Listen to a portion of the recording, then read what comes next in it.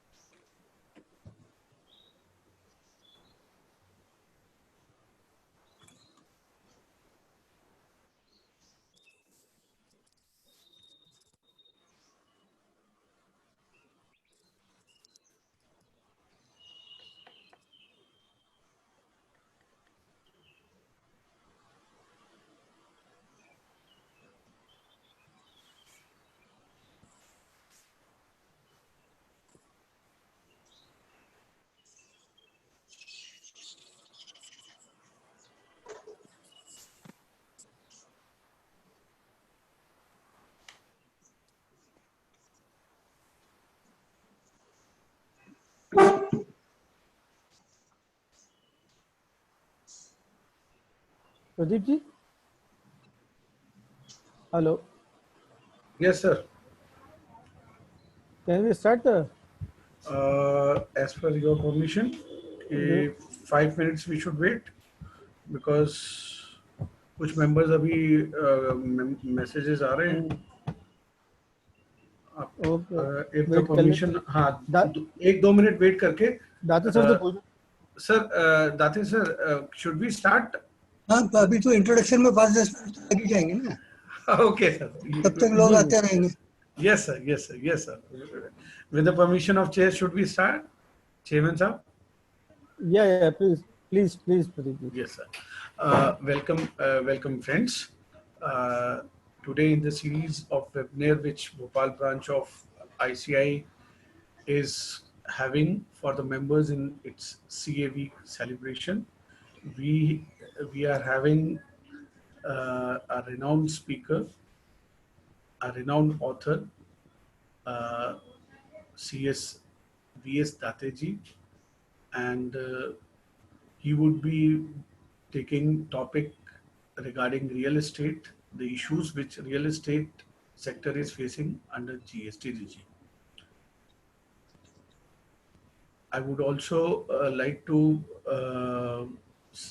brief out the members that these webinars are as per the directions of Council of Institute, and each seminars are having CP credit hours for 2 hours, and they would the CP credit would be provided only to those participants who have their presence in entire webinar. So I request the participants to show their presence for entire webinar, and without taking further time, I request the chairman Zubairullah Khan to provide a welcome address for today's event. Please, Zubair sir. Thank you. Thank you, Pradeep ji. A very good afternoon to all of you. On the behalf of entire management community, I take an opportunity to welcome all the participants who are being present in this webinar. I would also like to welcome our eminent speaker, CA VS Date sir. We welcome you, sir, and very thankful to accept our invitation to be a speaker of this today's program. Thank you very much. I would also like to welcome our moderator today, CA Navneet Garji, a young and dynamic GST expert in Bhopal. Thank We you. welcome you, sir. Thank you, sir. I hope you all are well and your families are well and enjoying a healthy life. Prevention is better than cure, so I should request to all of you to please keep maintain a social distance to avoid this pandemic COVID-19. As you all know, we are celebrating a CAD week by organizing a series of webinars to impart the knowledge to the members. And with this objective, we have already done 2 webinars, standard on auditing and amendment in Companies Act. And today is the 3rd webinar of this series on the amendments in GST. For that, we are very fortunate that we have with us very eminent and learned speaker, CA VS Date sir. I hope you will benefit from his wisdom. I hope you will enjoy and will get a better value addition to the share of knowledge. Thank you. Thank you, Zubair sir. Thank you for your welcome address. We have today one of our own renowned speaker on GST, CA Navneet Garg. Navneet Garg ji is having a prolific knowledge in GSTs, and he has his presence shown in not only in Bhopal with pan-India presence in various seminars. I would request CA Navneet ji to brief the topic to our participants. Please, Navneet ji. Thank you so much, Secretary Bhopal Branch Pradeep Mutreja ji, Chairman Bhopal Branch Zubairullah Khan, Treasurer Samank Mohbe, a very learned and authority on the subject, CS Vinayak Date ji. I'm honored and privileged to be here to share a dais with such a prolific speaker on GST topic. We all have learned a lot from his books as far as service tax is concerned and all. So today's topic are very, very crucial topics of GST, I must say. We have got 2 topics today, that is works contract and real estate, GST implication on real estate sector. So as far as works contract is concerned, we all know that works contract before GST implementation and after GST implementation, it has got a very drastic change as far as the taxability is concerned. Pre-GST, what used to be a works contract, even the immovable property or non-immovable property would also be considered as works contract prior to the implementation of GST. But after implementation of GST, section 2, subsection 119 defines the word works contract. And this works contract belongs to just immovable property as far as GST law is concerned. So after implementation of GST, all the execution of works which does not belong to immovable property are not considered as works contract. So before deciding the taxability of a particular transaction, we must understand whether a particular transaction is considered to be a works contract or not. That is a very crucial factor which we must understand before deciding the taxability. And works contract includes so many things. This is a very good thing that the law defines this very litigated word that is called works contract. So it includes the building, construction, fabrication, completion, erection, installation, fitting out, improvement, modification, repairs, maintenance, renovation, alteration, commissioning. So these all the words which we need to understand very, very carefully. I am very much sure that we shall be getting the guidance of today's learned speaker on these particular words. And especially in case of transfer of property of goods must be there, execution of work must be there.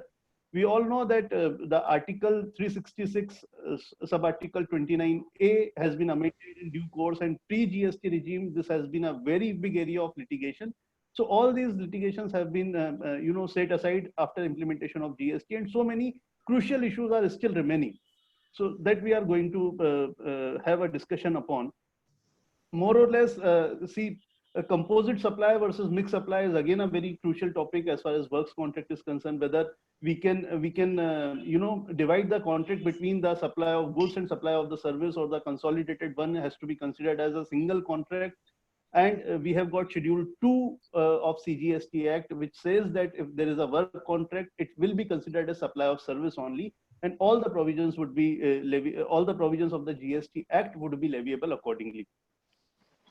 More or less, one very crucial topic, which you know, as far as works contract is concerned, recently we have got a decision of Safari Retreat in case of Odisha High Court, which has you know, created a buzz in the entire industry. We all know that as far as the works contract is concerned, the ITC is restricted.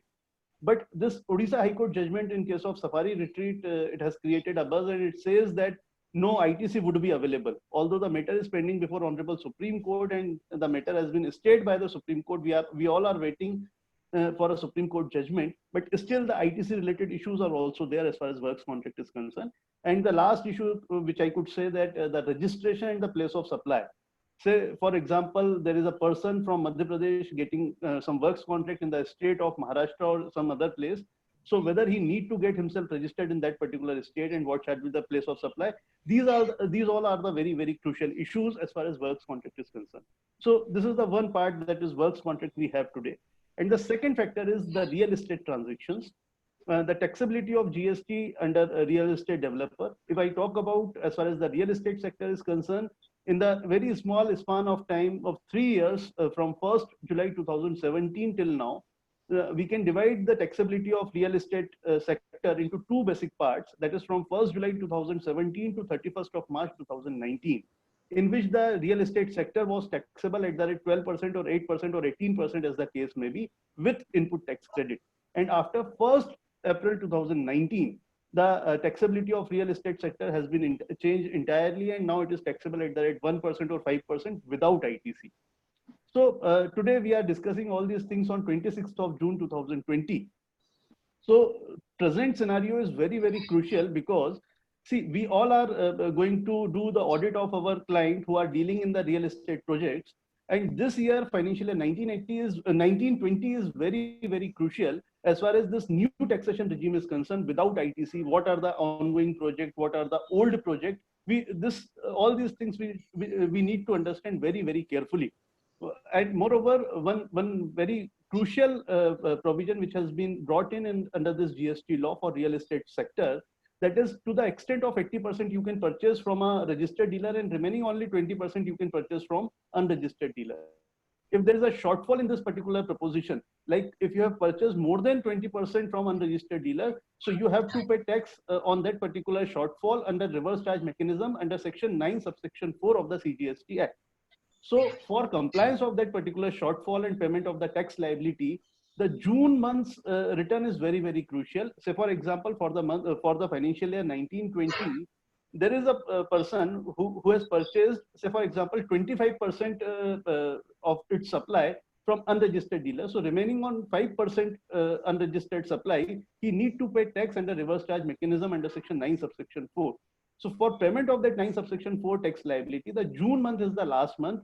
If you miss to pay the tax under this in the month of June 2020, so in that case, all the penal consequences will be attracted. So in such a way, we all are in the process of finalization of accounts of our client as far as real estate sector is concerned. So we all must keep in mind all these provisions. So I'm thankful, and I congratulate Bhopal branch to have a webinar on this very crucial topic of the GST law. We all are very eagerly waiting to listen, Date Sahab. So without taking much time, I hand over the proceeding to you, sir. Thank you so much. Thank you, Navneet. Thank you, Navneet. And thank you for the brief you have provided about the work contract and real estate sector. Now, I would like to welcome our speaker, CSVS Dateji.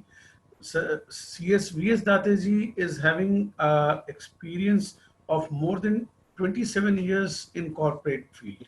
He had not only been on the senior levels, but he has also uh, looked after book writing, and since 1993 onwards, he has been author of various books on GST, custom laws, insolvencies laws, corporate laws, and erstwhile excise, service tax.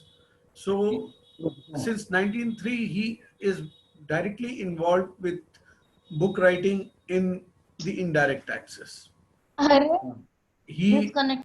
he is he has been a renowned speaker and taking sessions since last many years. He has been on widely. His sessions have been taken on the forum of both the Institute of Chartered Accountant, Institute of Company Secretaries, or Institute of Cost and Works Management, that is CMA. And he has been a guiding force for department officers also, because he has been taken technical sessions of department officers in indirect taxes. Sir, I welcome you, and welcome you on behalf of entire Bhopal Managing Committee, Bhopal members on this forum, where you are going to share your valuable knowledge on the topic. Sir, please. Okay, thank you. Thanks for welcome speech. वैसे नवनीत जी ने तो मेरे को डरा दिया है, उन्होंने इतने पॉइंट्स खड़े कर दिए कि वो तो मेरे ख्याल से उसका फाइनल सॉल्यूशन मिलने में 8 साल लगेंगे, इतना जो लिटिगेशन प्रोन इश्यूज है. फिर भी हम जितना possible will discuss on those issues. At least will get try to sort out some issues on that, though nothing is finalize, everything is finalize after 10 years. जैसे मालूम है वर्ष कॉन्ट्रैक्ट से जो लिटिगेशन था वैट का, वो अभी खत्म नहीं हुआ, उसके अभी तो जीएसटी का तो अभी लिटिगेशन चालू होने वाला है, तो वो कब खत्म होगा पता नहीं. पर फिर भी we can not wait. Supreme Court decides we have to take best possible view and hope that whatever view we take finally वो हाई कोर्ट में या सुप्रीम कोर्ट में ठीक चल जाएगा. So let us hope for the best that litigation will have to make efforts to avoid the litigation, to reduce the litigation.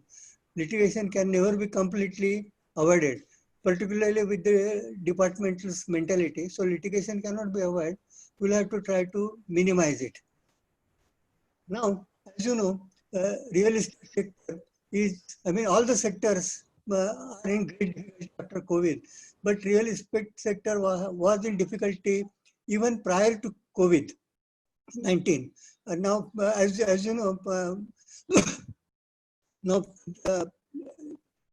people felt that for investment, now there are only three avenues. One is shares, other is real estate, and third is the gold.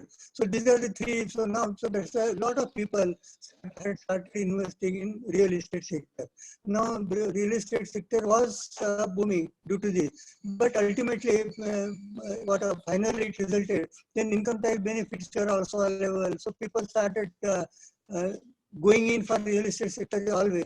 So now there is oversupply and there is complete sluggishness in demand. ना जो investor जो थे वो तो मेरे हिसाब से तो डिसअपियर हो गए.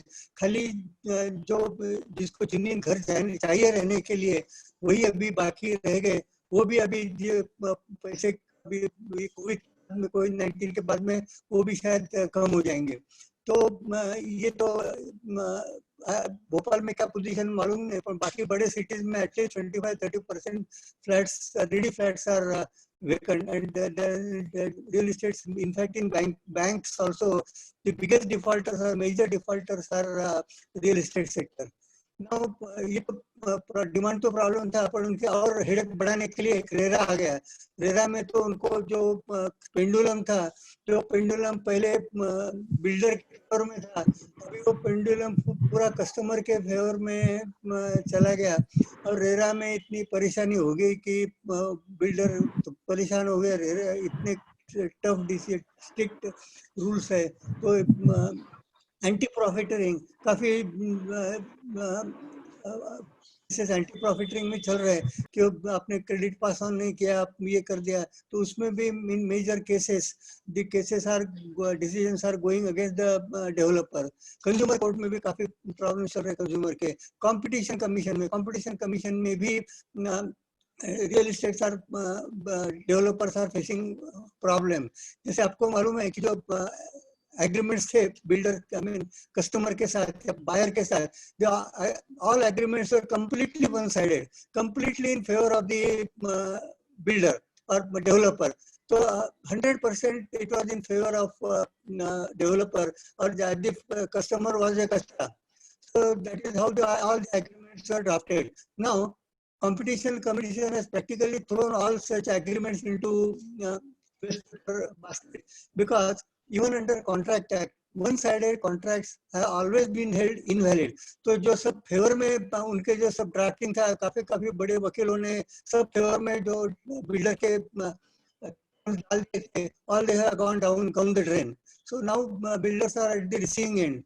Now, as you know, many big names in real estate sector are facing insolvency proceedings. Now again, home buyers, now they have been allowed to file application for initiating corporate insolvency resolution process. तो एक headache बढ़ गया, पर luckily अभी उन्होंने ये किया है कि only individual home buyer cannot file a suit in insolvency provision. It has to be jointly by not less than 100 or not less than 10% of home buyers. Say bogus cases will in NCLT will come down, but still harassment is there from home buyers. इतना problem होने के बाद में और इतने problem कम थे ऐसा भगवान को लगा, तो इसके लिए अब एक और प्रॉब्लम उन्होंने डाल दिया, वो कोरोना का प्रॉब्लम डाल दिया। इसमें तो कोरोना के प्रॉब्लम से तो जो कुछ उनके रिवाइव होने की जो कुछ बची चांस थी, वो भी मेरे ख्याल से अभी काफी कम हो गए। अभी central government and all state governments are practically bankrupt. तो अभी वो कंस्ट्रक्शन के लिए कितना पैसे देंगे, कैसे देंगे पता नहीं। सब हम जो वर्कर्स थे वो यहाँ से भाग गए बड़ी बम्बई दिल्ली से, अभी वो फिर से कब आएंगे क्या होगा पता नहीं। तो ये सब बहुत real estate sectors are in very great difficulty. Now if you see the issues relating to real estate sector, now items covered under issues relating to real estate sector. One is renting and leasing of immovable property, that gets covered under real estate sector. TDR, FSI, long-term lease of immovable property. These are also issues relating to real estate sector. Sale of land and developed plots. This again is a issue in real estate sector. Real estate projects under RERA, that is one of the major issues now. Works contract and government-related construction contracts. Now, these are the real issues in the real estate sector. We'll try to cover as many as possible. Of course, it is a very big issue and it cannot be sorted out in 1.5 hours, but we'll try to cover as much as possible. This PPT also, you can get it from the chapter, and then at least major points you can go through anytime. If we are going to start with the constitutional background, now tax on land and building is a state subject. Now this is a 1849 list 2. So now this even GST has come, this provision has not gone. So principally tax on land and building even today is a state subject. However, there is one overriding provision. Under Article 246A of Constitution, it confers concurrent powers to center and state to make laws with respect to tax on goods and services. So these are overriding powers over Article 246. Now, this definition of services under Constitution is a very broad definition, and it says services means anything other than goods. It's a very, very broad definition under Article 366(26)(a). That it's a very risky definition also, because now there is nothing which is not covered under this GST. Even moon is getting covered because moon is not goods. Even so, or now for example land land is not goods. So land is not covered, so it gets covered service. Now you see, if somebody tells you land is a service, now people will laugh at such a proposition. But that is exactly what the law clearly says, that land is service. Sale of land is service. Sale of land is service. That is exactly what, because it is not goods, it is not movable, so it is services. So services, as it is defined under Constitution, can cover immovable property. Of course, whether when it is under state subject, whether it can come under Article 246A, that litigation will decide. But according to me, land can be considered as services as per the definition. Now, as you are aware, GST Council is the supervising authority, but there is no specific provision that recommendation or non-recommendation of GST Council are binding on center or state. Because as you know, center and state, they are sovereign within their powers. So each state and your center are sovereign authorities and can refuse to accept recommendations of GST Council or can impose tax without recommendation of GST Council. Of course, they are not expected to do so, but so far no state or your central government has not done that. But if some state decides to be nasty and they said, no, I'm not bound by GST Council decision, then strictly legally, yes, they are not bound, because GST Council, all said and done, is inferior or below the level of state parliament. So state parliament is surely superior than GST Council as far as the constitutional provisions are concerned. Luckily, state government has not done so far. But if they do it, we really don't know what is going to. Now, sale of complex before completion. As per para 5B of Schedule 2 of CGST Act, construction of complex building, civil structure, except where entire consideration for sale has been received after issuance of completion certificate, is to be treated as supply of service.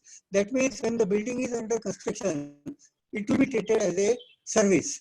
It will not be treated as service only when completion certificate has been obtained from requisite authorities. Till that time, it will still be a service. So building under construction right from day one is a service till it is completely constructed. Not even construction is not, completion certificate has to be obtained from competent authorities. Till that time, it is a service. Now, as far as Maniji was saying, as per para 6A of Schedule 2, birth contract shall be treated as a supply of service. Now, this is a very interesting provision. See, as per Article 366(29)A of Constitution of India, tax on transfer of property in goods involved in execution of birth contract is deemed to be sale of goods. So, Constitution treats the birth contract as a sale of goods transaction, while GST law considers it as a supply of service. So, again, this issue is, can you have a definition which is contrary to definition in the Constitution? Debate is possible, but according to me, this will not survive. As long as all powers are there within the powers of Constitution, any definition can be prescribed under GST law.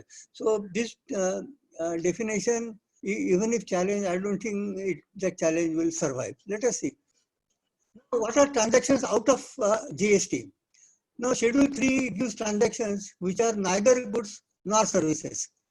Now, what are transactions which are neither goods nor services? So, the sale of land, sale of building or apartment after its completion, that is after completion certificate has been obtained. Till that time, it is service. Issue of sale of developed plots. Now, again, recently, when advance authority ruling has come, and now it started debate. Now, what they are saying, that if you sell a developed plot, now, as you know, the developer, he purchases land, then he constructs roads, he develops drainage, power supply, infrastructure, internal roads and water supply, maybe constructs some gym, clubhouse, and then he sells individual plots out of that those premises. Now, the issue is whether the sale of developed plots is sale of land or it is provision of service. Now, as some of you might be aware, that recently advance authority ruling has decided that it is supply of service and GST will become payable. Now this again is a very litigation prone issue, because if you develop a plot, principally it is a sale of land. In essence, you may do some other activities to make it sellable. So, but you are not changing its basic structure from land to somebody else. The developed plot continues to be a land, even if you have infrastructure, even if you develop other areas, compound, clubhouse, whatever you do, still the fact remains that it is a sale of land, and then GST should not apply. But once the AR decision comes, I am sure the litigation will follow. Now that every what to do, that every plot owner has to decide. But one care is surely required, that you should have no separate charge for development. Whatever charge should be only for plot and nothing else. So plot charge जितना है और development charges जितना है, ऐसा आपने बता दिया तो आप फंस गए. So don't do anything like that. Just mention one price, that is a sale of plots of so much area, left में उतना है, right में उतना है, आगे उतना है. That's all. Don't show any additional amount. Even don't make any mention about clubhouse, gym, etc. तो gym तो construction separate है, clubhouse का construction separate है.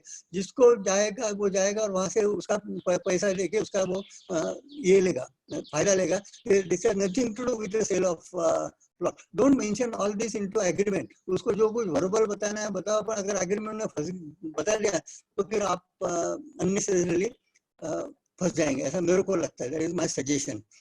Now security officer etc. Actually उसमें GST लगे क्या नहीं, ये भी एक issue है. issue is इसमें भी नहीं लगेगा, उसमें GST of course लग सकता है. आप security building बनाया या फिर gym बनाया, ये litigation prone issue है अभी. So nothing is final. According to भी तो नहीं लगेगा, but should be litigation हो सकता है. Now, as Navneet said, from 1st April 2019, the position relating to real estate projects has completely changed. Of course, the major changing input as credit has been abolished.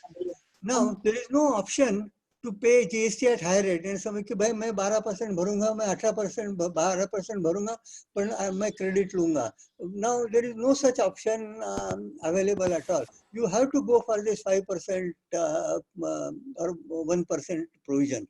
Now, this definition under RERA, it is real estate project. Now this real estate project, as defined under RERA, it covers both residential and commercial apartments, that is shops, office, godowns, etc. Now, commercial apartment definition is other than residential apartment. If it is not residential apartment, it is commercial apartment. That is a simple definition under GST. Now, in addition, they introduce one more definition, that is RREP. This definition is not there under RERA, but the definition they introduced under GST. And what RREP means? It means REP with commercial apartments not more than 15% of total area.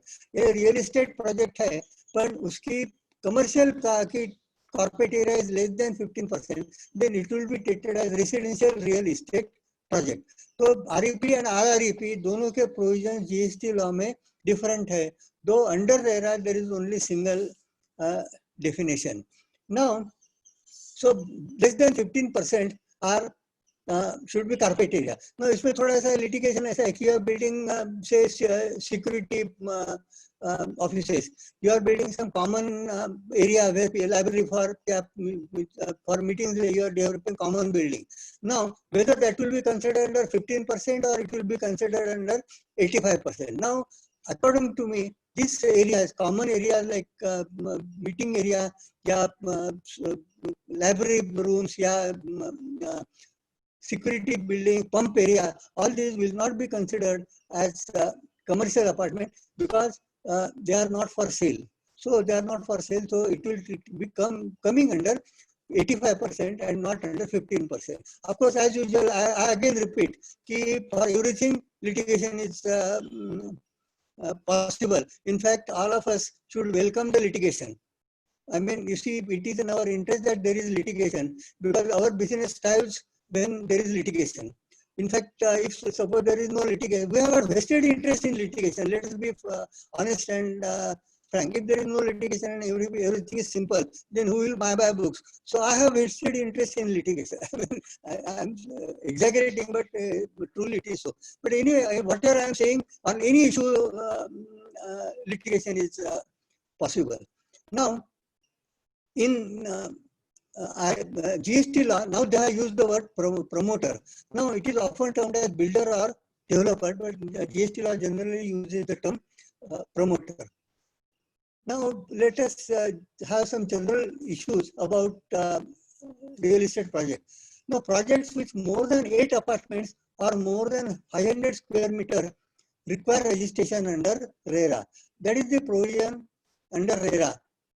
But even if the definition under RERA has been applicable, CGST Act has no specific provision that project must be registered under RERA. Though of course, general scheme of GST is that it envisages registration under RERA, but that registration under RERA is not mandatory to apply provisions of GST as far as real estate projects are concerned. Now, technically, GST provisions apply to any project with more than one building. If there are 2 buildings or 2 apartments, it comes under GST law as the real estate project. Though it doesn't require registration because there are less than 8 apartments. Now, these provisions of real estate do not apply to works contract or construction of single residential unit. For single residential unit, these provisions which we are discussing, they do not, their normal rate 12% or 18% applies. Now, the scheme envisages separate accounts for each project. The entire scheme is developed on a basic theme that each project is a separate project. Now, of course, under one registration, you can have more than one project, but then you will have to keep separate accounts for each project. So, if project is big, it is advisable to have separate registration for each project. Having separate registration has many advantages as far as completion certificates are concerned, as far as input tax credit are concerned, distribution of input tax credit are concerned. For all this, having separate registration is advisable if it is big project. If it is small project, then of course it is not advisable. In fact, even in one project, if there are 4 or 5 big buildings, people prefer to have separate registration for each building. एक complete building खत्म करो, उसका झंझट खत्म करो, and then go to the next building. It is much advisable than keep the whole project and whole accounts hanging for 5-10 years. After that, you have to decide what to do. But my suggestion would be that if the project is big, it is better to have separate GST registration so that accounting is easy. Even under very big project, you can distribute into various separate sub-projects and register separately. It will be much less headache prone. Then redevelopment project is subject to GST. Now, GST is payable on apartments given free to original apartment owners, housing society, and also an apartment sold to buyers. जैसे आपको मालूम है कि ये real estate में तो काफी very common है कि जिसकी लैंड रहती है वो प्रोमोटर उसके पास जाता है कि तू भाई मेरे को लैंड दे दे, मैं वहाँ फ्लैट्स कंस्ट्रक्ट करूंगा, 40% flats I will give it to you और बाकी मैं बेचूंगा. This very comfortable 50% whatever is very common in real estate. Housing society में पुरानी हाउसिंग सोसाइटी है तो प्रोमोटर बोलता है कि भाई ये मैं डिमोलिश करूंगा, नए बनाऊंगा, आपके लिए जितनी बिल्टअप एरिया थी वो मैं आपको दे दूंगा और बाकी मैं सेल करूंगा. These are very common agreement. और इसमें जो ओरिजिनल अपार्टमेंट ओनर्स है या हाउसिंग सोसाइटी है उसको जो आप पैसा दे रहे हैं उसमें भी आपको जीएसटी भरना पड़ेगा because it is not free. आप बोलते हो कि हम आपको फ्री दे रहे हैं, एक्चुअली फ्री वगैरह in lieu of the land you are paying, so उसमें जीएसटी भरना पड़ेगा. GST is payable on rehabilitation programs. because for rehabilitation programs, government gives you consideration in the form of TDR or FSI. तो उसमें भी आपको GST भरना पड़ेगा. जो स्लम ओनर स्लम रहने वाला है उसको तो फ्री मिलेगा, but still it is not free. और क्योंकि आपको उसके बदले में TDR और FSI मिल रहा है, तो आपको उसमें GST भरना पड़ेगा. प्रमोटर की डेफिनेशन भी काफी वाइड है. Promoters causes to be constructed building consisting of apartments or develops land. So land development is also a promoter. Constructing apartment is also a promoter. Now, development authority or other public authority in allotted building is a plot that government के रहते. Apex state level cooperative housing society is a promoter. Person who constructs apartments or plots and person who sells such plots. यानी जो person cell कर रहा है, जो land owner है, now he is not actually constructing, but he is often उसको जब 30-40% मिलता है वो सेल करता है. In that case he will come with in the definition of promoter. So if landowner is selling apartments, he will come within the definition of promoter. Now, एक issue है कि what is the liability of contractor? क्योंकि 99% of the cases, at least 95% of the cases, promoter खुद तो construct करता नहीं, वो contractor को काम देता है, कॉन्ट्रैक्टर सब कॉन्ट्रैक्टर को काम देता है, सब कॉन्ट्रैक्टर सब कॉन्ट्रैक्टर को काम देता है. एक्चुअली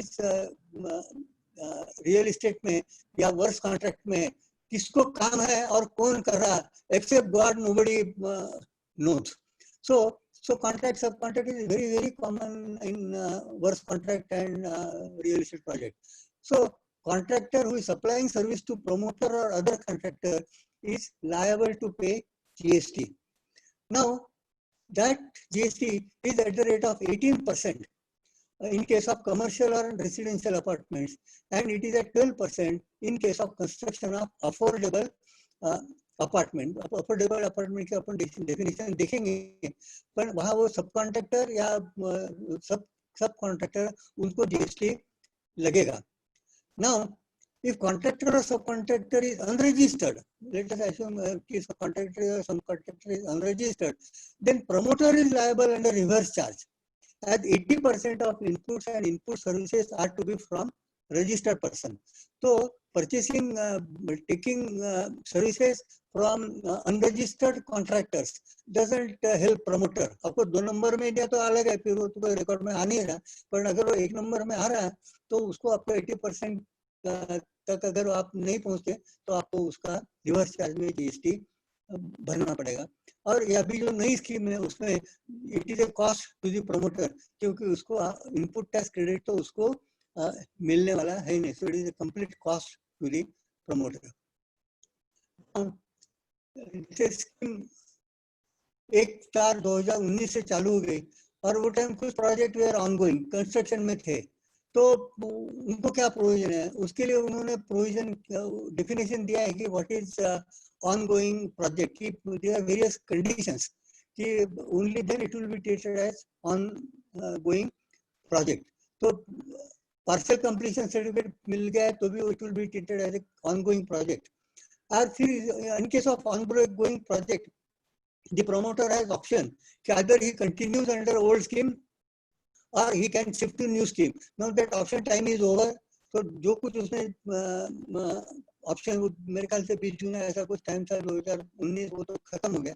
तो जो कुछ आपने उसने ऑप्शन दिया है वो अभी चेंज करने का कोई भी पॉसिबिलिटी है नहीं.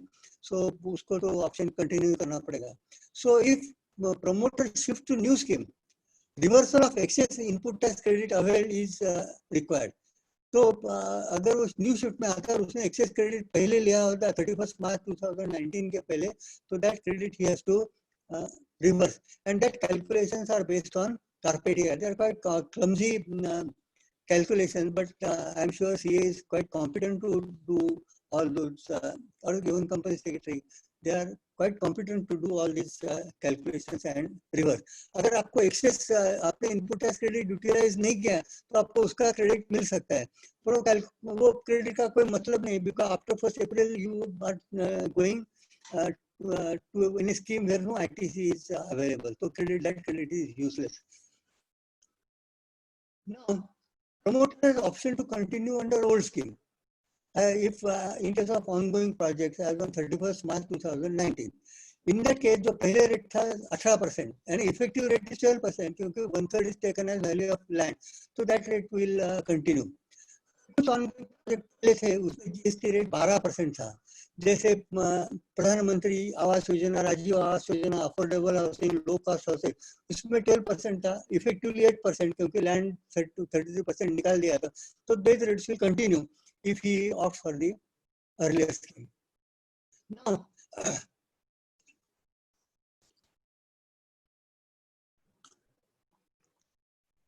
what is not taxable? Ki sale after completion certificate and building is ready, so it is immovable property, or then GST is not payable. Now, what is the condition? You should obtain completion certificate or occupancy certificate. Then only it is complete. Now, partial completion certificate is accepted. Like समझो 4-5 building है, तो promoter क्या करता है, एक एक building लेता है, उसका कंप्लीशन सर्टिफिकेट लेता है, आगे बढ़ता है. Now, या इवन कुछ फ्लोर का कंप्लीशन सर्टिफिकेट लेता है. Now, this is really permitted. Now, उन्होंने ऐसा दिया है कि occupation before completion certificate it will also because first occupation which ever is earlier.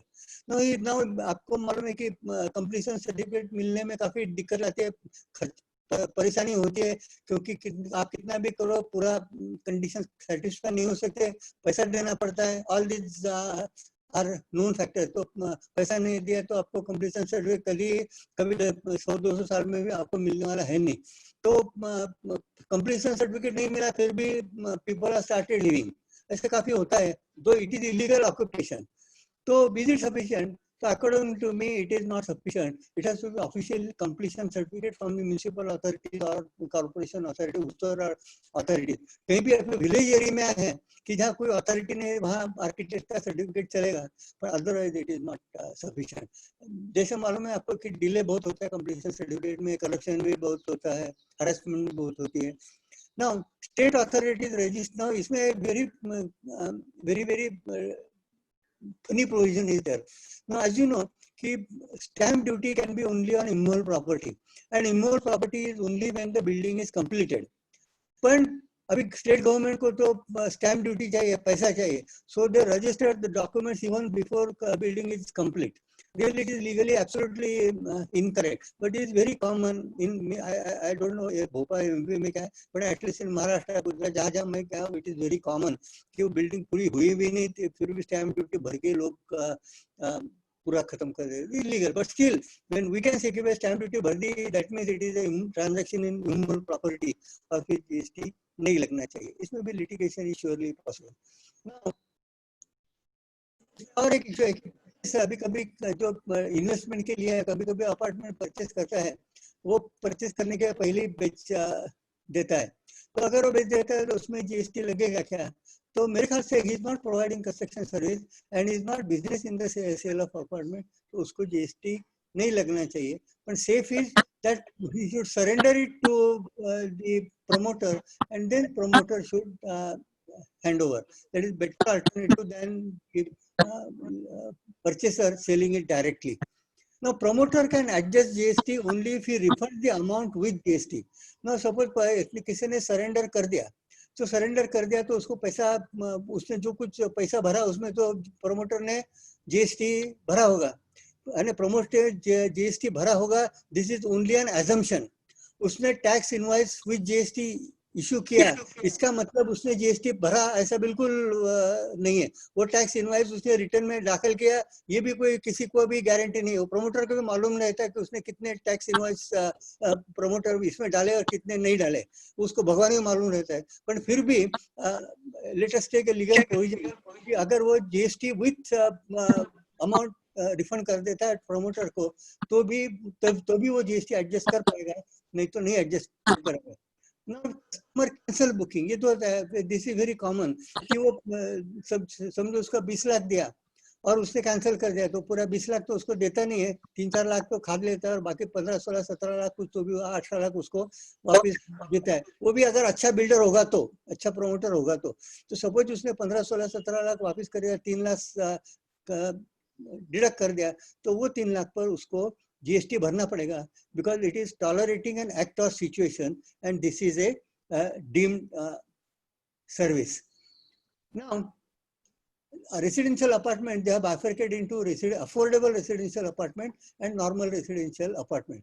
Now, what are affordable residential apartments? The carpet area should not exceed 60 square meter in metropolitan cities and 90 square meter in other cities, and value should not exceed 45 lakhs. अगर ये affordable residential apartment के definition में apartment आता है, तो फिर rate of GST is only 1% without input tax credit if value involves transfer of land. अगर land transfer होगी तो normally होती है, but suppose land नहीं transfer हो गई या it is only construction cost, then it is GST rate is 1.5% if value of does not include transfer of land or undivided share of land. Now, no GST when sale after issuance of published, वो आपने already देखा है. Now, ongoing projects as on 1/4/2000 वो भी हमने देखा है कि either you can continue under old scheme or you can shift to new scheme. Now, what are not affordable residential apartment, they come under residential apartments. उसमें GST rate है 5% without input tax credit if value involves transfer of land or undivided share of land. यानी जो common land है उसकी भी undivided interest अगर buyer को transfer हो रहा, then GST rate is 5%. But suppose land की charge अलग, land is not part of the transaction, you are giving only construction. In that case, for example, housing society में, housing society land तो already उनकी है, वो तो builder की है ही नहीं. So in that case, the GST rate is 7.5% because value does not involve transfer of land or undivided share of land. जैसे housing society में, जैसे जो existing owner है, उसको तो वो land नहीं दे रहा, पर जो नए owners है, उसको he giving undivided interest in land, so accordingly the GST rate will change. Now again, on projects also the builder had option. What he has done, now he cannot do. Now, these are commercial apartments. In now commercial apartment also they have made bifurcation. Commercial apartment in residential real estate and commercial apartments which are not in real estate, which are not in residential. जैसे आपको मालूम है कि residential area में कुछ shops रहते हैं, तो वो shops किराए पे देते हैं, sell करते हैं. So as long as that area, commercial area in residential project is less than 15% of carpet area, in that case this concessional rate applies. 2.5% if value involves transfer of land, 7.5% if value does not involve transfer of land. So that is only for commercial projects which are in residential real estate project. That is less than 15% carpet area. Now, commercial apartments, that is इसमें when the area is more than 15%, it will be treated as a commercial real estate project and not a residential real estate project. In that case, the GST rate is 12% if value involves transfer of land or undivided share of land. If value does not include value of land, it will be 18%. Ongoing project provision. Now, these are the general rates.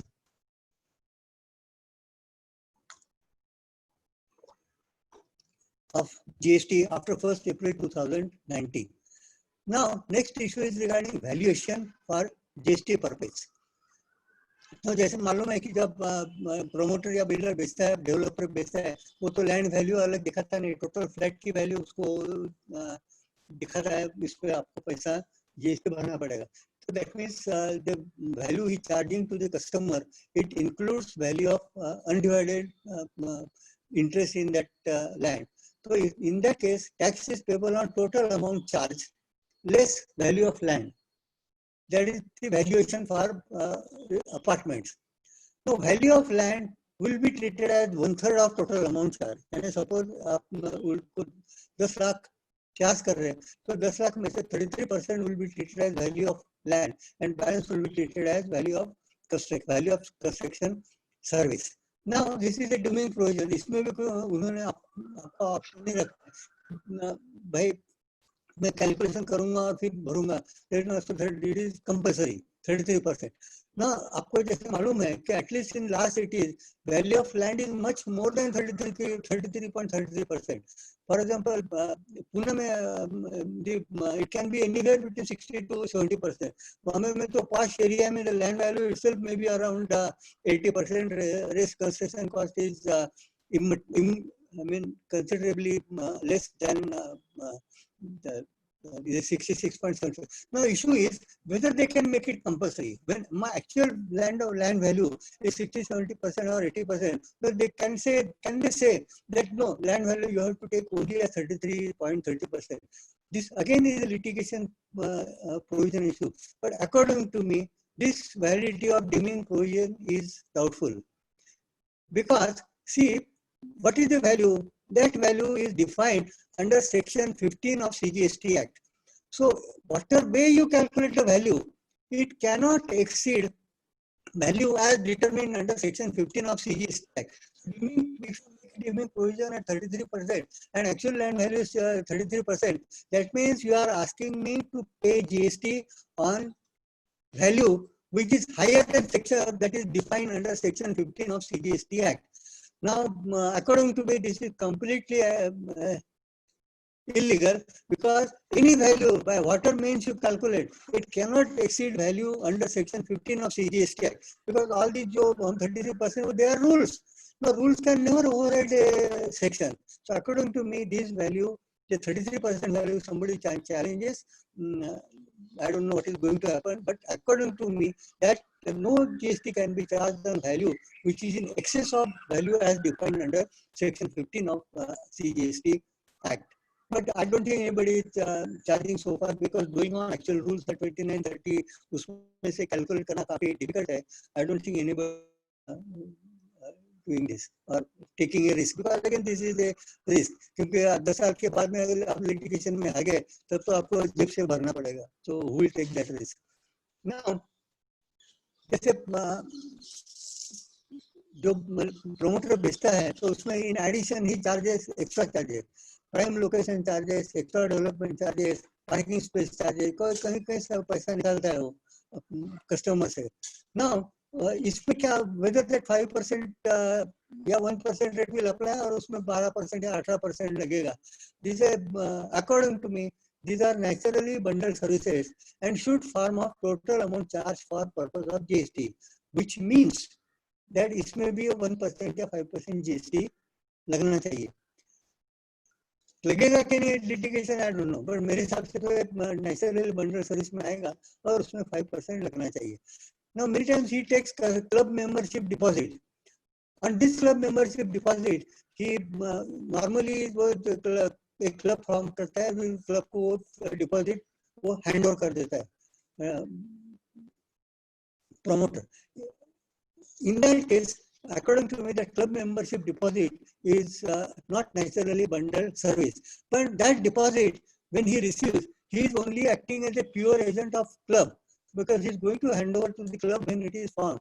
In that case, according to me, at that stage, it is in the nature of deposit. And on that amount, the promoter is not able to pay GST. But when he hands it over to the club, at that time, according to me, GST will be payable by the club. Now, housing society residential, Delhi में they call it residential welfare association, Maharashtra में they call it housing society, अलग-अलग नाम होंगे, but ultimately वो housing society या residential welfare association constitute होने में एक-एक, दो-दो, तीन-तीन साल लग जाते हैं.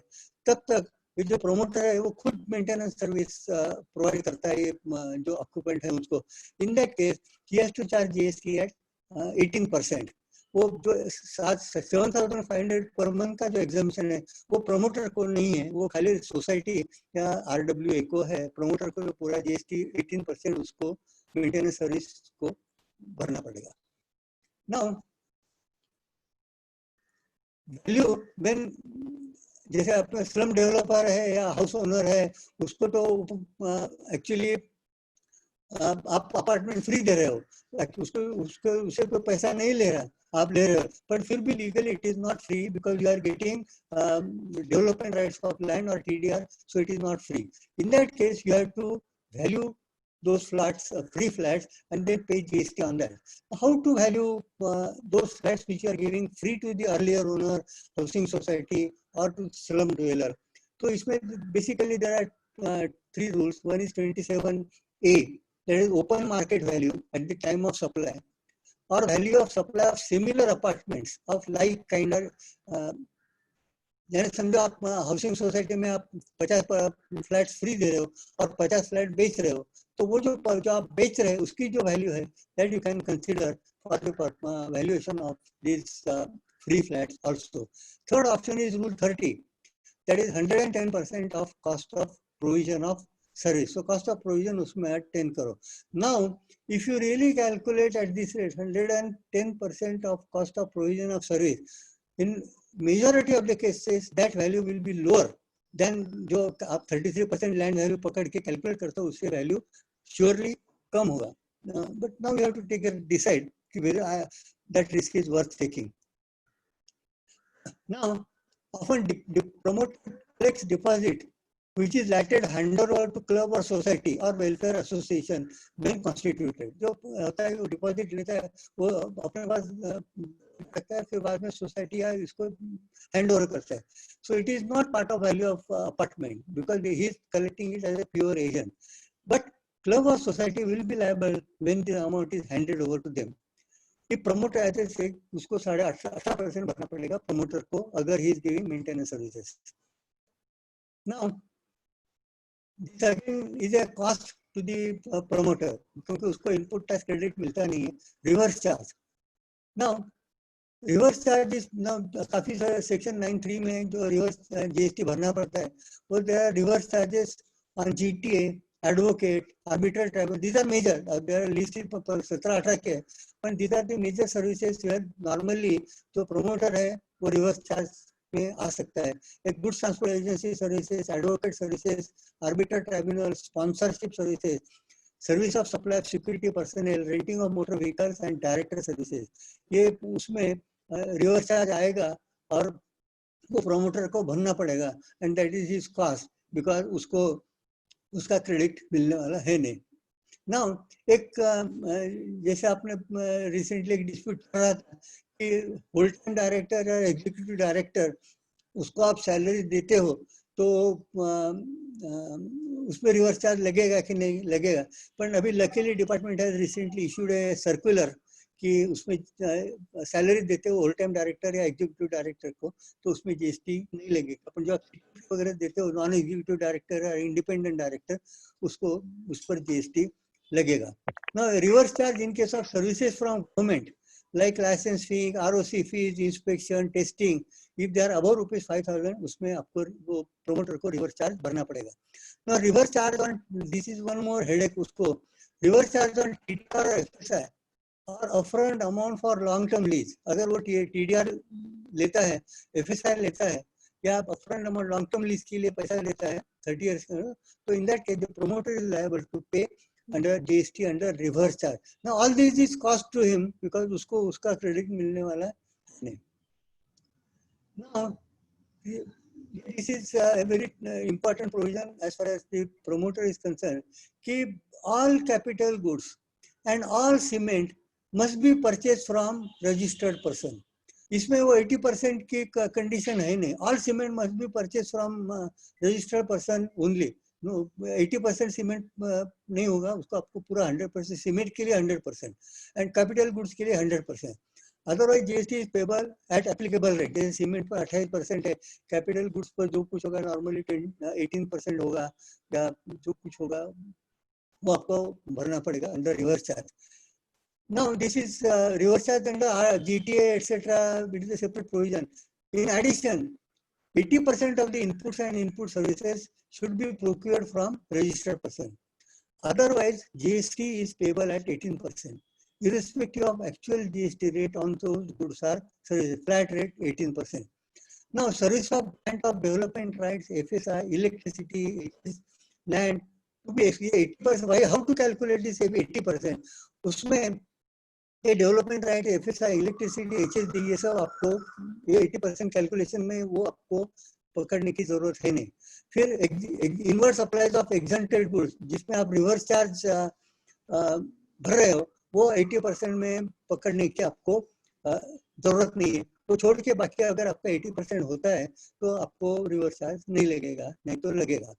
Now, when GST is paid under reversal under section 93, it will be treated as procured from registered person, यानी वो 80% में पकड़ा जाएगा, 20% में वो नहीं आएगा। फिर आपको ये सब पकड़ के आपको 80% से नीचे आता है तो आपको GST 18% में भरना पड़ेगा। Capital goods and cement, all cement must be purchased from registered person, no 80%। वो जो 80% कैलकुलेशन में आप सीमेंट भी पकड़ना पड़ेगा आपको, पर पहले पूरा भरो और फिर वो 80% में पकड़ो। नाउ जैसे आपने नॉर्मली जो लैंड ओनर खुद तो कंस्ट्रक्ट करता है नहीं, प्रोमोटर कंस्ट्रक्ट करता है, वो लैंड ओनर खाली मले लेता है, बाकी करने कुछ नहीं करता।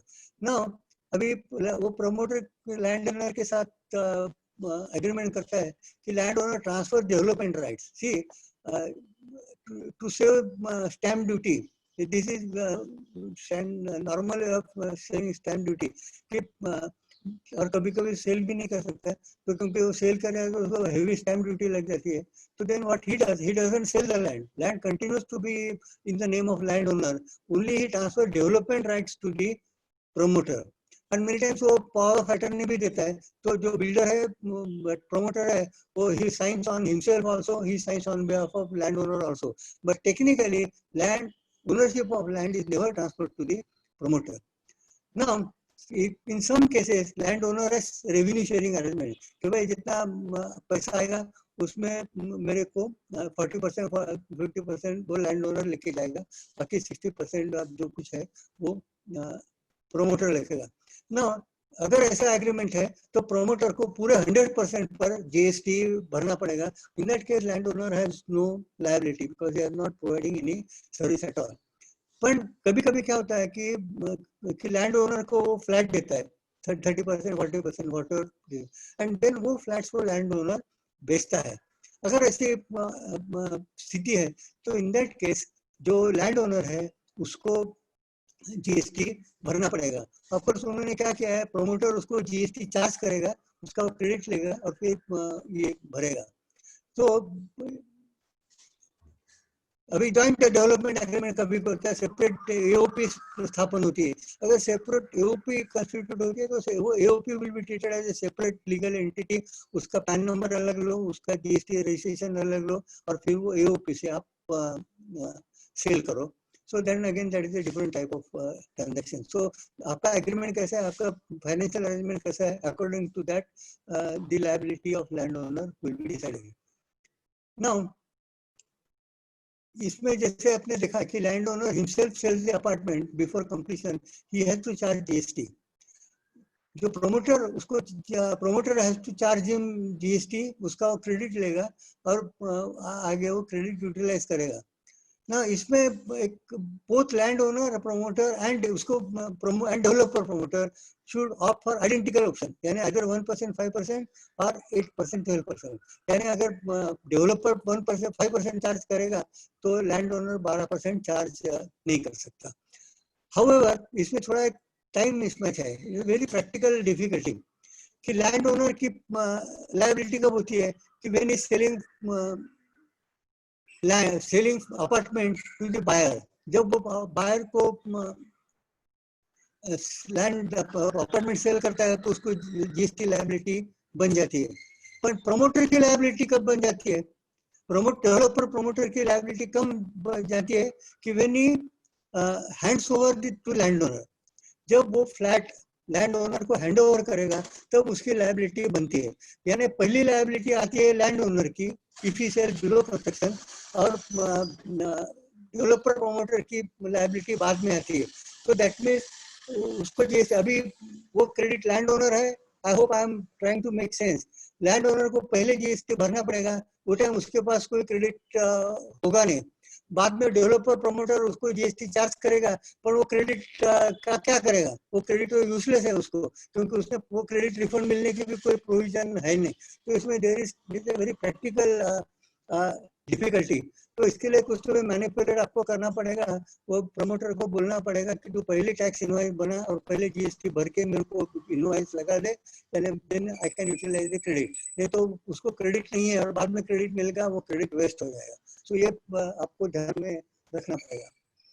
Now see, this is as far as apartments are concerned, but now there is sale of, there is one is sale of land and one is right in land. Now right in land is not sale of land, तो इसमें आपको कोई GST का exemption है नहीं, खाली land का sale में there is no GST, but otherwise right in land it is taxable. So now right in land there are different types. Transfer of development rights, यानी लैंड ओनर और society और tenant, जो tenant भी कभी कभी होता है कि टेनेंट टेनेंसी राइट सरेंडर करता है, एक्चुअली महाराष्ट्र में तो वेरी कॉमन है, भोपाल में तो मेरे को पता नहीं है, पर जो डेवलपमेंट राइट ट्रांसफर करता है प्रोमोटर को, इन that case the promoter is liable under reverse charge. दूसरी ट्रांसफर ऑफ डेवलपमेंट राइट कौन सी है कि गवर्नमेंट ट्रांसफर करती है, उसको एडिशनल एफएसआई देती है या टीडीआर देती है। For example slum rehabilitation project, slum rehabilitation project में गवर्नमेंट बोलती है तुम इतना ट्रांसफर करो, for that I will give you additional development right और additional FSI, on that the promoter is liable to pay GST under reverse charge. The third is transferable development rights. The transfer of development right is different, and transferable development right. Now, what is transferable development right? Is transfer of FSI.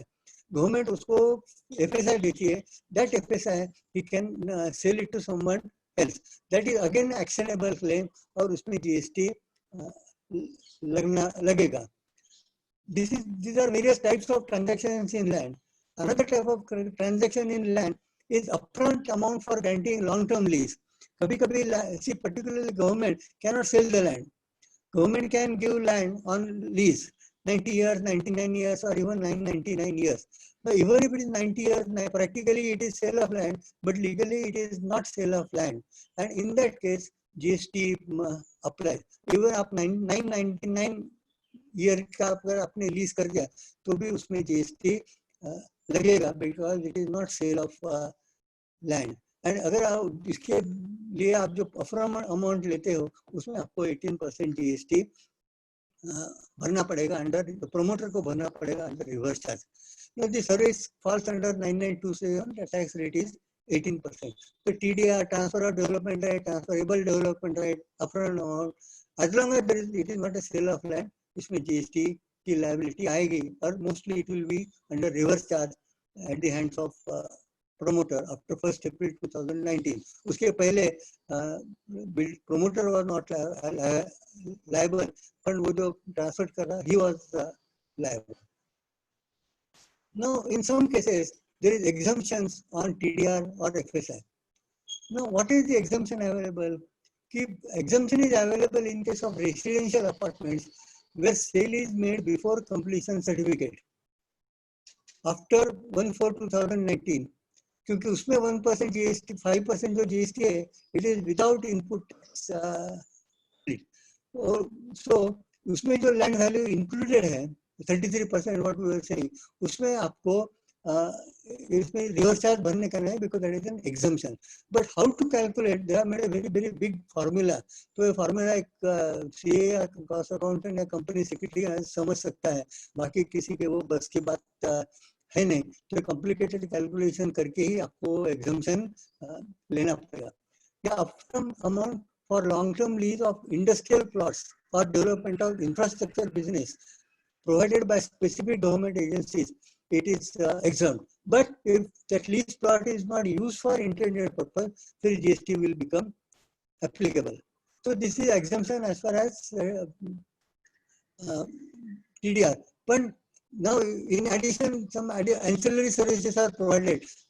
Long-term lease like transfer fee, conversion fee, all these are not exempt, they are taxable. Only long lease of industrial plots beyond 30 years is exempt.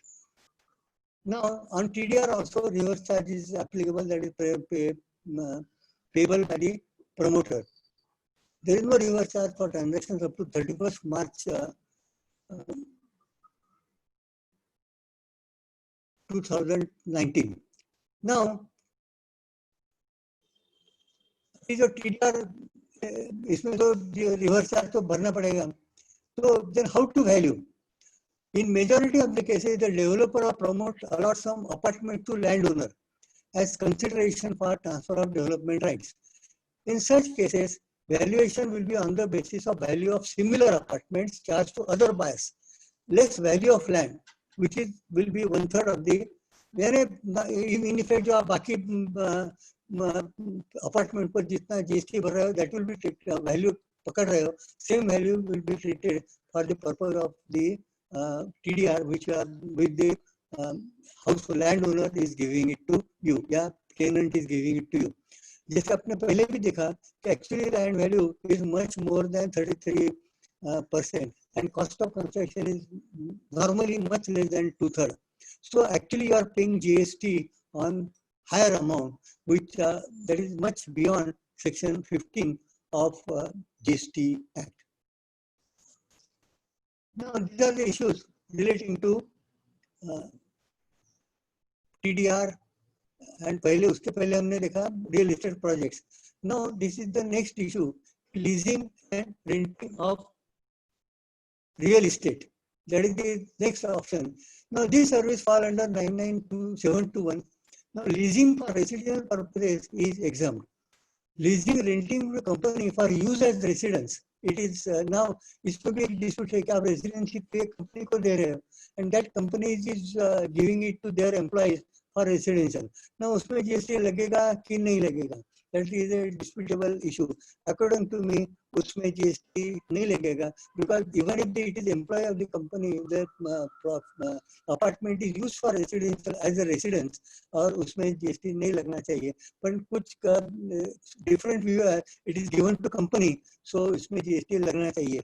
Of course, अगर the company is using it as a guest house, then no dispute, उसमें GST 100% लगेगा.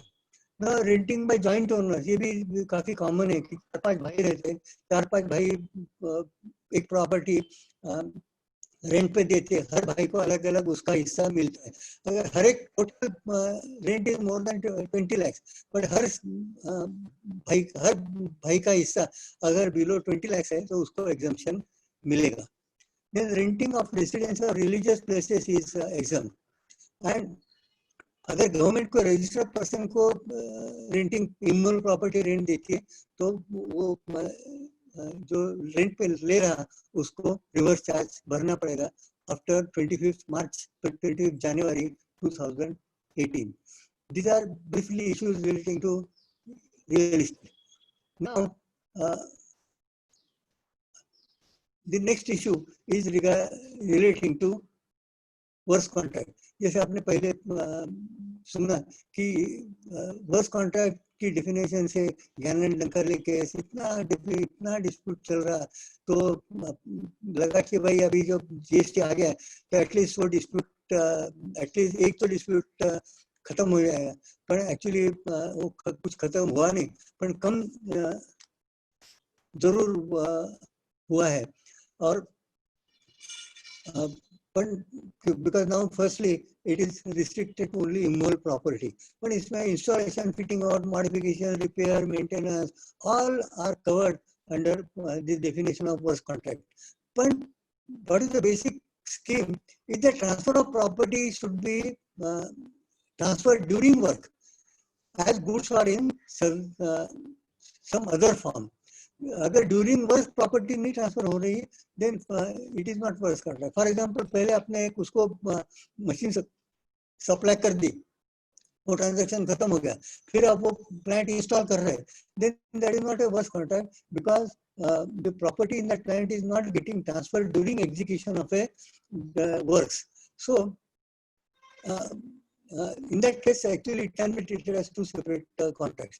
Now, works contract, as defined under Section 2199 of GST Act, is a composite supply, and it will be treated as a supply of service. Though it is, as you know, works contract में almost 60, normally तो 60-70% भी material हो सकता है, at least 50% तो हो ही रहता है, 50-60%, and balance is only services. But still, it is defined. Entire transaction is treated as a supply of service. Now, why they have done that? I am not sure. According to me, this it is which is again contrary to the definition under constitution. But मैं सोच रहा था कि उन्होंने ये supplier service क्यों definition कर दी, तो उसका यही है कि this definition that defined as service for the benefit of advocates and practising GST practitioner, क्योंकि this will create any number of issues और उनका बिजनेस चलता रहेगा. सी जीएसटी ऐप में एक्चुअली अभी ऑलरेडी इतने डिस्प्यूट्स हो रहे हैं कि जो आप प्रैक्टिस कर रहे हैं तो you don't have to worry about your business for rest of your life. आपका बिजनेस, आपके लड़के का बिजनेस और उसके लड़के का बिजनेस, ये आज ही क्लियर, आज ही सेटल हो गया है. So you don't have to worry about business and litigation.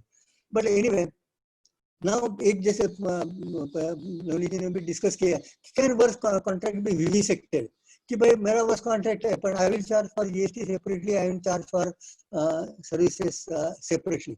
Is it permissible?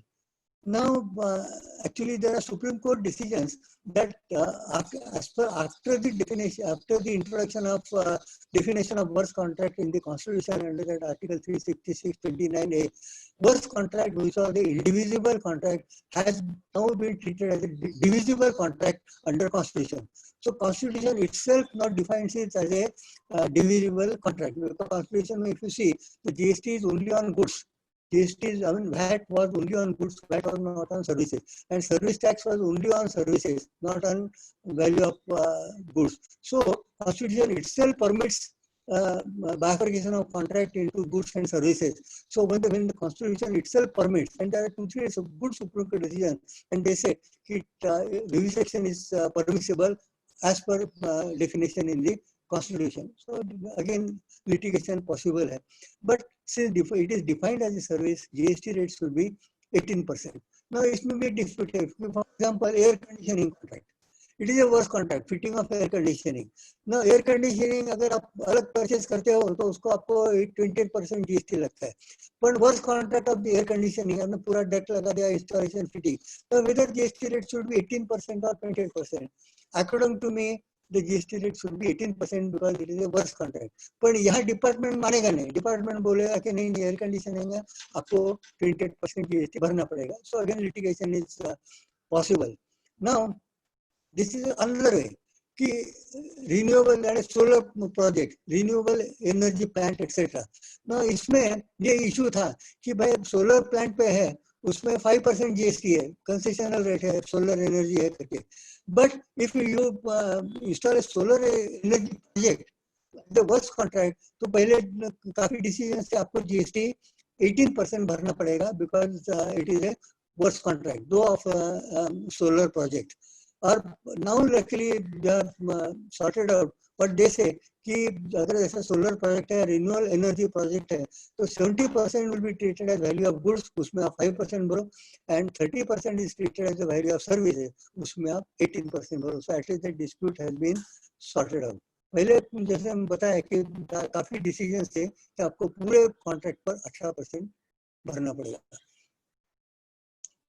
Now, see, basic general rate on works contract is 18%, but there are many projects, many works contract where GST rate is concessional.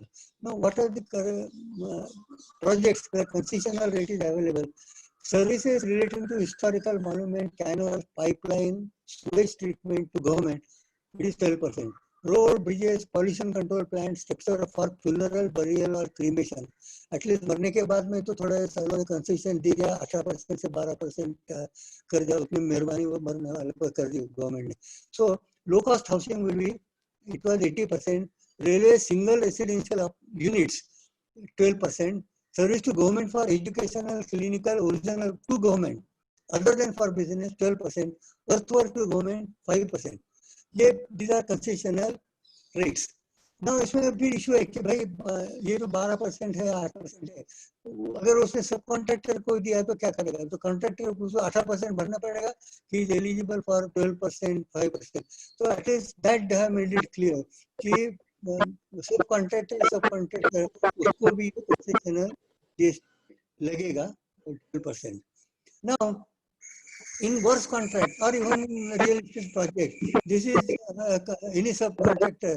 It is a very burning topic. That is tolerating an act or situation. It is a deemed service और इसमें GST भरना पड़ेगा. Now this tolerating an act or situation, it is a very broad wording. अभी इसमें क्या आ सकता है? ये खाली वर्ड पढ़ के तो आपको कुछ समझ में नहीं आएगा. पर उसमें क्या क्या आ सकता है? LD चार्जेस, कंस्ट्रक्शन का प्रोजेक्ट है, आपने टाइम पर नहीं किया तो आपको लेट डिलीवरी चार्जेस आपको लगते हैं, उसमें GST लगना पड़ेगा. वो जो कट करेगा उसको भरना पड़ेगा. Demurrage, उसमें GST लगेगा because he tolerating an act or situation. Cancellation charges अगर प्रोमोटर लेता है उसमें GST लगेगा because it is tolerating an act or situation. Penalty for breach of contract, it is tolerating an act or situation. Non compete fees, promoter जब भाई अलग अलग होते हैं तो फिर भाई या प्रोमोटर्स अलग अलग होते हैं तो उनका कॉन्ट्रैक्ट है कि 5 साल में मैं तेरे साथ कोई बिजनेस करूंगा नहीं, या कोई एम्प्लॉय छोड़ देता है उसके साथ भी एक नॉन कॉम्पीट एग्रीमेंट रहता है कि भाई 3 साल तो कॉम्पिटिशन नहीं करेगा. एज यू नो, जब Anil and Mukesh non compete agreement for 5 years, 5 साल होने के नेक्स्ट डे मुकेश स्टार्टेड जियो और अनिल का तो बिल्कुल उसने छुट्टी कर दी. सो इन दैट केस तो अगर नॉन कॉम्पीट फी चार्ज उसमें क्या क्या पता नहीं, पर अगर नॉन कॉम्पीट फी चार्ज किया होगा तो उसमें GST भरना पड़ेगा. फॉरफीचर ऑफ डिपॉजिट और एडवांस, अगर आप डिपॉजिट फॉरफिट करते हो, it is tolerating an act. Surrender of tenancy rights, tenant getting rent, तो ये भी कभी कभी होता है. तो टेनेंट अगर लेता है तो उसको भरना पड़ेगा, पर वो टेनेंट लायबिलिटी हो जाएगी. चेक बाउंसिंग चार्जेस, अगर बैंक को आप चेक बाउंस होता है तो बैंक आपको 250 रुपया 350 रुपया जो कुछ उसकी मर्जी है वो चार्ज करते हैं, उसमें बैंक को GST लगेगा. नोटिस पे, इसमें भी GST लगेगा क्योंकि अगर एम्प्लॉय 3 महीने का आपका कॉन्ट्रैक्ट है कि 3 महीने की नोटिस देना चाहिए और वो 3 महीने की नोटिस नहीं देता है, बोलता है कि भाई मेरे को अर्ली रिलीव करो, मैं 3 महीने का पगार देने के लिए तैयार हूँ. In that case under 3 months salary the company will be liable to pay GST because it is under tolerating an act or situation.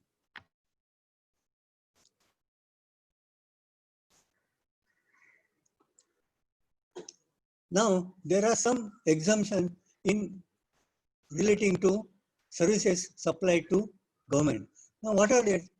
Pure labor service to government in respect of functions relating to Article 243W and 243G. अगर यानी सब जो government के contract है, solid waste management, architect, इसमें जो है या ब्रिज वगैरह है, उसमें अगर है तो आपको वो जो गवर्नमेंट के जो कॉन्ट्रैक्ट है, गवर्नमेंट का जो ये 243W, उसकी लिस्ट काफी लंबी है, तो उसमें अगर आपका प्योर लेबर कॉन्ट्रैक्ट है, स्वीपिंग सर्विसेज, कंसल्टेंसी सर्विसेज, तो आपको GST नहीं लगेगा. Only but that service has to come under 243W or 243G. Security services to government, in my view, they are not exempt. But ये लोग बोल रहे हैं कि that is not coming under Article 243W and 243G. पर इसमें भी एक एडवांस अथॉरिटी का डिसीजन है, इसमें सिक्योरिटी सर्विस गवर्नमेंट को प्रोवाइड करते हैं तो GST exempt हो जाएगा. According to it is a bullshit decision, wrong decision. So see, अभी जो इशू निकाला है तो who goes to authority of advance ruling?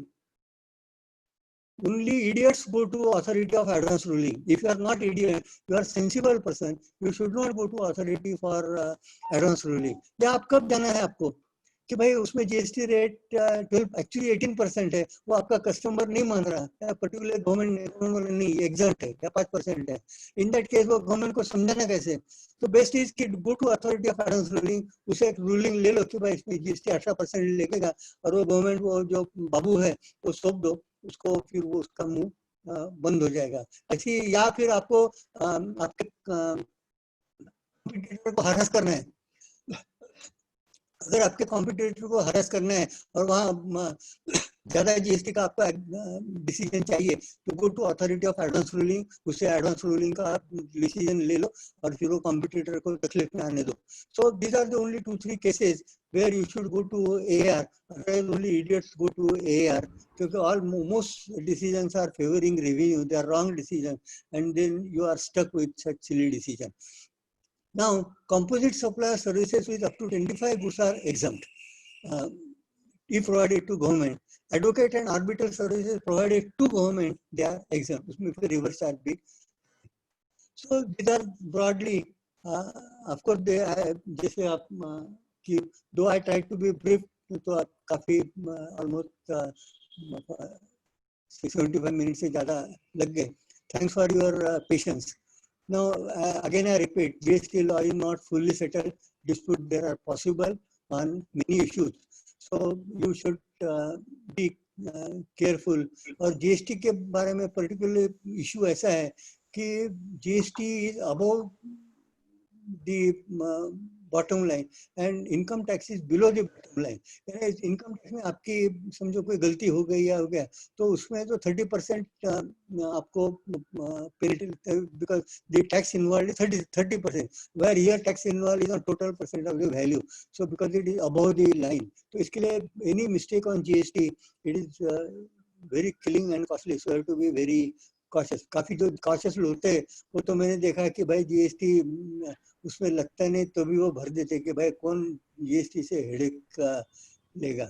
So you have to be very cautious, but of course not extra cautious. Extra cautious अगर आप रहोगे तो आप बिजनेस कर ही नहीं सकते. अगर आपको लगता है कि भाई मेरे को कोई भी रिस्क लेनी नहीं है, बिल्कुल 100% मेरे को सिक्योरिटी चाहिए, 100% सिक्योरिटी अगर आपको चाहिए तो फिर आप तो there is only one solution कि आप बिजनेस बंद कर डालो. जैसे कोरोना में अगर आपको 100% सिक्योरिटी चाहिए तो बेस्ट इज आप घर में बैठे रहो, घर से तो भी 100% सिक्योरिटी है भी नहीं, पर फिर भी तो ऐसे 100% सिक्योरिटी कोई भी बिजनेस में हो नहीं सकते. Nobody accept God can say कि भाई अल्टीमेटली सुप्रीम कोर्ट ऐसा डिसीजन देने वाला है.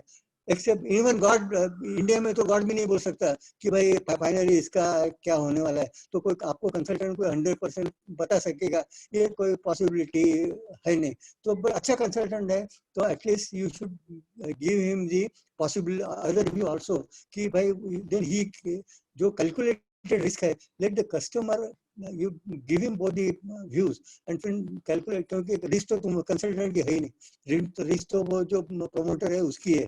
तो you have to give him what calculated risk he has to take and then let him take that risk. So wish you happy journey in all of GST. Thank you. Now there is some time. So thank you, Date sir.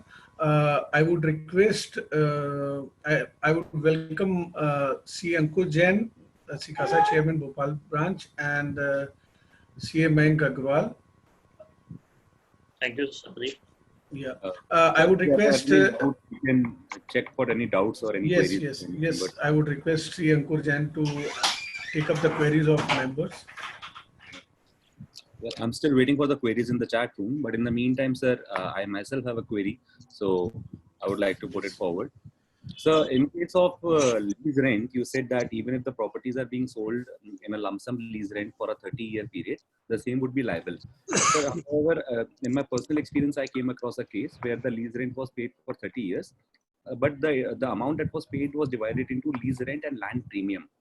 And land premium component was derived out of the valuation of the property that was there. So the entire amount that was charged was the transaction. The consideration of the transaction was divided into two parts. One was lease rent and one was land premium. And land premium was also taxed by the department, and the litigation is still going on. Sir, so what would be the concern in this case? That is what's my GST is on total amount. On the total amount. Yeah, because it is not transaction in immovable property. Right. It is service. Of course, jugglery हो सकता है. Anything is possible. See, GST में ऐसा है कभी हाथी भी निकल जाता है और कभी पूंछ भी लटक जाती है. So because the word was the word that was used was land premium. So on that basis, word doesn't make a difference whether it is transfer of land. See, terminology is not important. What is the essence of transaction? Is it transfer of immovable property? So ultimately, the property was given leasehold only. So it is not transfer of immovable property. Right. It is word jugglery, that's all. Ankurji, I think we should request the members. Members, please, if you have a query, please post on the chat box, or you can raise your hands. Pradeep ji, there is a query from one of the member, and he is asking what is the GST rate on affordable housing for flat/house below 45 lakh. That is 1% if it is without land and 1.5% if it is with land. जैसे मैंने बताया. There is a raised hand of Rakhi Kesharwani. So I'm unmuting her, sir, so that she can talk. Rakhi ji, if you can hear us. Mistake हो गया था sir. Sorry sir. Okay. By miss.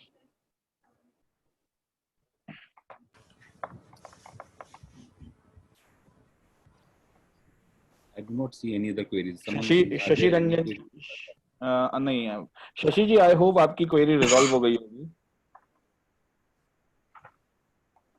Sir, I have come across a query. This is sent by C. Jhalak Chajer. The query is like this. In a case where margin on goods is 2% and rate of GST on such goods is 18%, now there is only 50% recovery of sum. So how to deal with it? As the sum received is already reflecting in a bank account of supplier. यानी it is bad debt. What you are saying कि bad debt हो गया है, tax bill का पैसा पूरा मिला नहीं, isn't it? Yes, sir. Apparently. So it is bad debt. So if it is bad debt तो उसका कोई solution है नहीं, GST तो पूरे value पर भरना पड़ेगा. Customer से पैसा मिला नहीं तो मैं GST भरूंगा नहीं, ऐसा कोई भी law में provision है नहीं.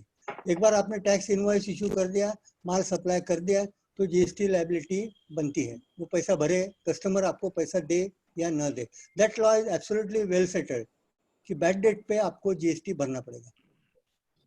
I hope the query is solved.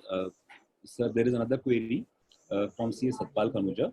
The query is, what will be the GST liability in case of with material residential construction contract of affordable housing project? वही है ना 1% और 1.5%. अगर without land है तो 1%, with land है तो 1.5%.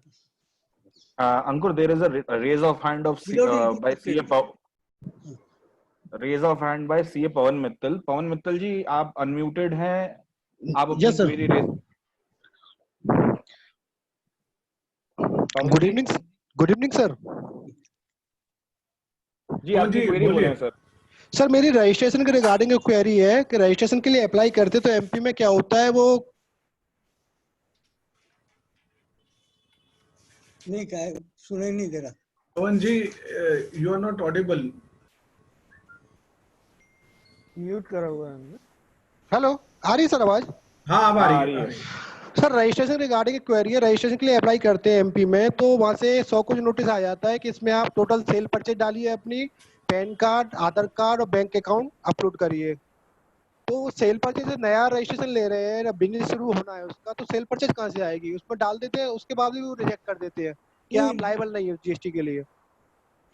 सी क्या है, जो 20 लाख का एग्जम्पशन है दैट इज ऑप्शनल जी. तो यानी अगर आपका 20 लाख एग्जम्पशन नहीं है तो अभी इसमें अभी प्रैक्टिकल ऐसा है कि 10-20 हजार का इनवॉइस ले लो और फिर अप्लाई करो. See there are always two answers, legal answer and practical answer. तो लीगल आंसर है कि आप अपील दाखिल करो. ना can you afford that?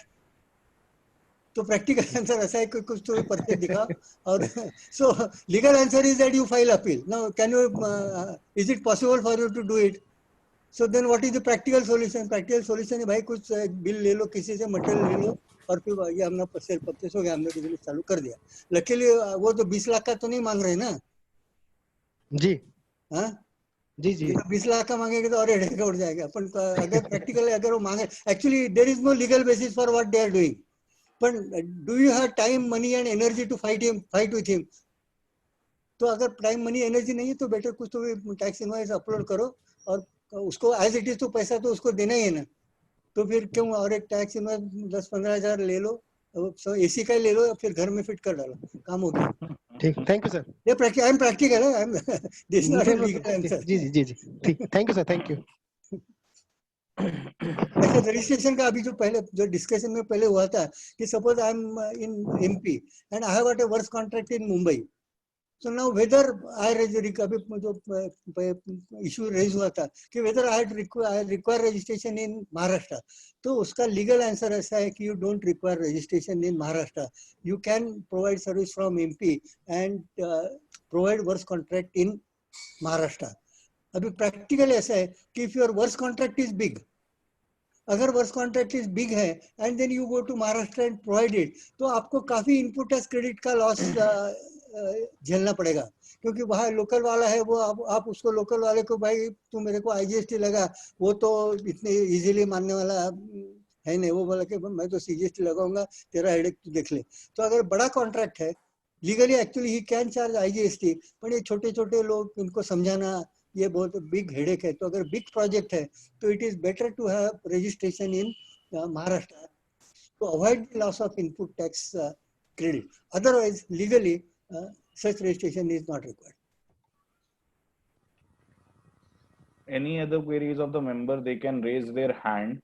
We will unmute them and the query can be asked to the speaker.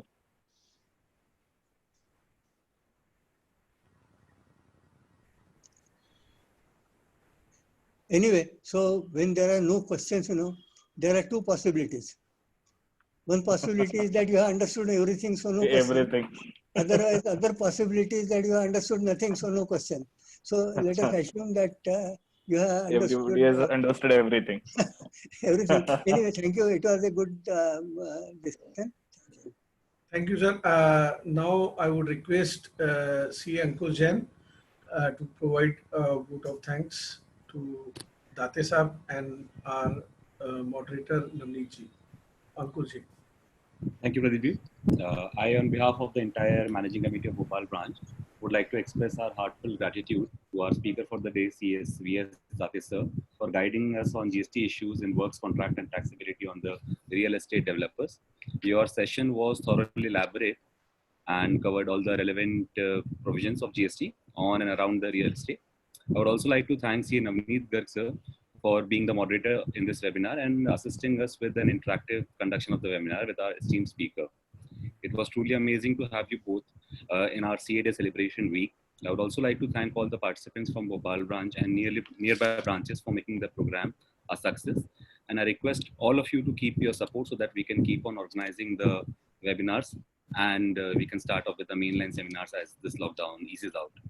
In line with our series of events in this celebratory week, tomorrow we have CA Mehul Thakkar sir, who will be deliberating on the concept of limited scrutiny and under the Income Tax Act and recent judicial pronouncements related to limited scrutiny. I welcome you all to join us tomorrow as well. Thank you. Thank you, Ankur ji. Thank you, Samang ji, for coordinating the entire webinar today.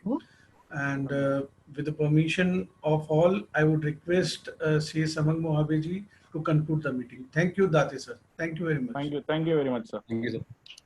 Thank you. I'm ending the meeting for all. Thank you very much. Yes. Thank you. Thank you.